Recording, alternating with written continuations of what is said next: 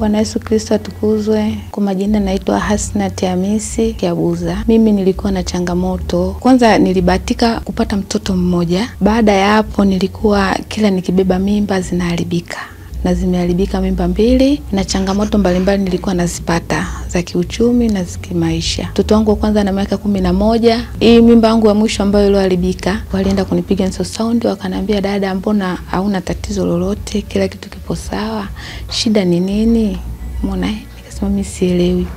Kiukweli nimezunguka kwa waganga Tanga, Mtwara, Lindi na hapa Dar es Salaam nimeenda sana, lakini mafanikio sijayapata. Ndipo dada yangu aliponishauri akaniambia twende Ngomeni. Kiukweli alinisanifu sana. Aliniambia mimi nina laana, nimemkosea Mungu. Yaani mengi tu. Alinikejeli sana. Na mwisho wa siku akaja tukaachana mimi na yule mwanaume. Tulipoachana siku hiyo nakumbuka baba alisema, unaweza ukawa na watu sahihi lakini sio. Leo nataka muombe wale waliokuwa ndani yako labda sio sahihi waondoke waje watu sahihi. Na kweli nilipiga goti, nililia sana. Ndipo Mungu akanitendea nikapata mwanaume. Na ndiye huyo kanipa mimba na mtoto ndio huyo hapa. Na yule ambaye alikuwa ananisanifu ananiomba msamaha. Anaomba msamaha kwa kweli sana. Yaani aliniita majina mengi sana. Ila mimi nilivumilia, sikumjibu, nikamwambia wewe atakujibu Mungu.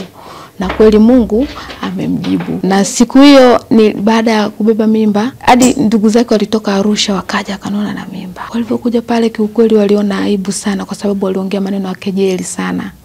Yaani ni yeye mpaka na mama yake mzazi, lakini sikufichi.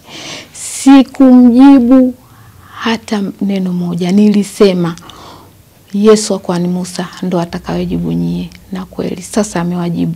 Wanaona aibu. Ndani walikuwa wananiona mimi kama chizi. Na kuja huku wananiambia ni yule, kwa sababu mimi ni Muislamu. Yaani yule anatoka kwenye Uislamu anaenda kwenye Ukristo. Lakini nikasema kimfacho mtu chaki, na mimi naenda kule. Mafanikio ninayoyaona mimi ni siri yangu. Umeona? Na nyinyi siku mkija kuyapata hayo machangamoto mtanifuata mimi.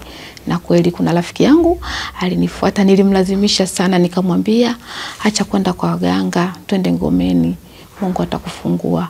Yule dada ananishukuru mpaka na leo hii. Naye amefunguliwa na anakuja, yani mimi ninaweza nisije hata wiki 2 lakini yeye anakuja kila siku. Ndipo ndugu yangu aliponishauri akaniambia, unapata shida ya nini? Twende Kimara Temboni. Ndipo nilipokuja huku. Nilipokuja huku nimehudhuria ibada mbalimbali. Namshukuru Mungu akanifungua. Nikabeba ujauzito. Nilibeba ujauzito nimeenda nao.